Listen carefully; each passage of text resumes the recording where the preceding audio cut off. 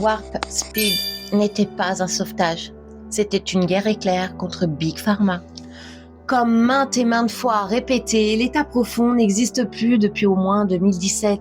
C'est à ce moment-là que l'Alliance a vraiment pris le dessus et a commencé à démanteler les structures principales de cet empire du mal. Les grosses têtes, les vrais décideurs cachés, ont été neutralisés les uns après les autres. Mais beaucoup de gens refusent toujours d'y croire. Ils s'accrochent à l'idée que l'état profond est encore tout puissant et ils voient partout sa main invisible.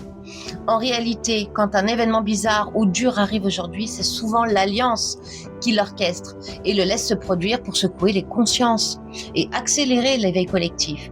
Pas pour détruire, mais pour ouvrir les yeux. L'agenda original du Deep State était hyper violent et totalitaire.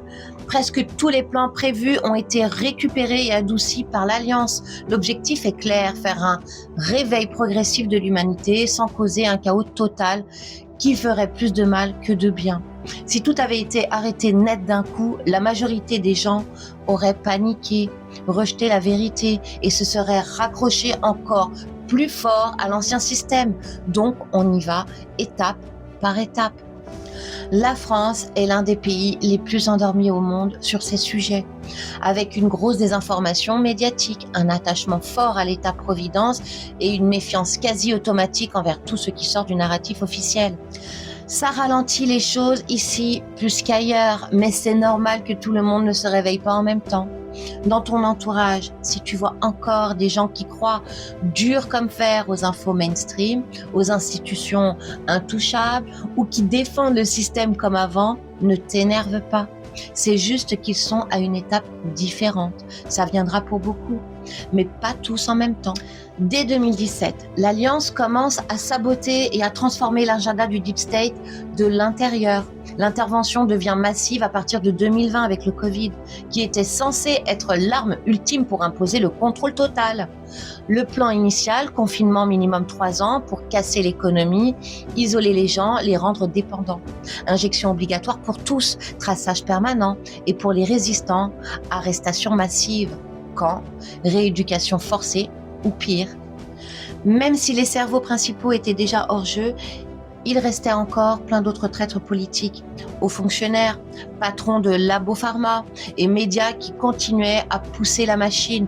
L'Alliance a donc décidé de les exposer en les laissant aller au bout d'une version light de leur plan, pour que tout le monde voit leur vrai visage.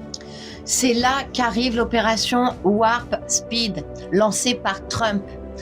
En surface, accélérer les vaccins pour sauver le monde.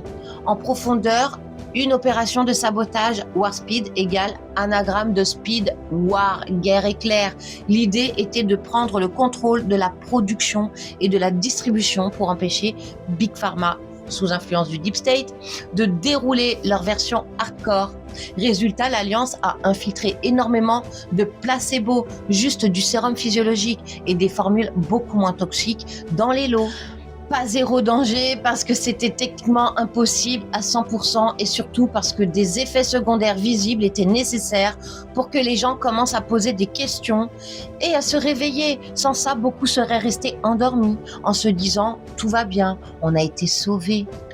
Le vrai agenda Deep State visait des milliards de morts à moyen terme via les injections, stérilité massive, maladies auto-immunes, cancer accéléré, etc.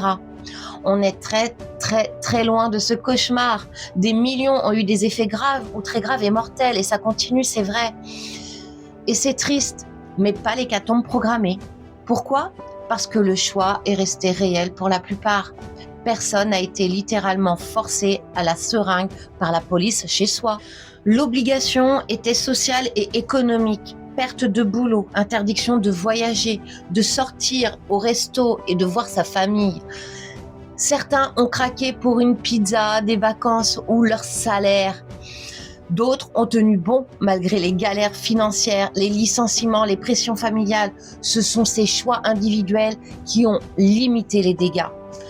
Aujourd'hui, en 2026, on voit bien la différence. Si l'état profond était encore aux manettes, on aurait eu des confinements à répétition, des passes sanitaires permanents, des injections tous les 6 mois, obligatoires sous peine de prison, une surveillance totale via les applications et CBDC et bien pire. Là, Même si c'est loin d'être parfait, le contrôle s'est effrité. Les gens commencent à douter massivement des médias, des labos pharma, des gouvernements sur ces sujets.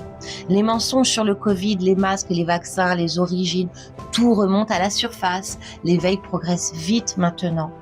Sur les réseaux, dans les discussions, dans les familles, il y a encore des poches d'endormissement profond, surtout en France et en Europe, mais la tendance s'inverse. Pour que l'humanité se réveille vraiment, il faut des chocs contrôlés, sans moments difficiles, sans contradictions flagrantes, sans preuves sous les yeux. La plupart resteraient dans le confort de l'ancienne matrice. Mais l'Alliance gère ça pour que ce soit supportable. Pas d'inquiétude majeure. De plus en plus de gens connectent les points, lisent entre les lignes, parlent ouvertement. Ça va continuer à accélérer. L'humanité avance vers une vraie prise de conscience collective. C'est par vagues, par pays, par génération, mais c'est en marche. Et une fois que la majorité bascule, l'ancien système ne pourra plus tenir. Et ne vous inquiétez pas, c'est en cours de basculement et ça se voit.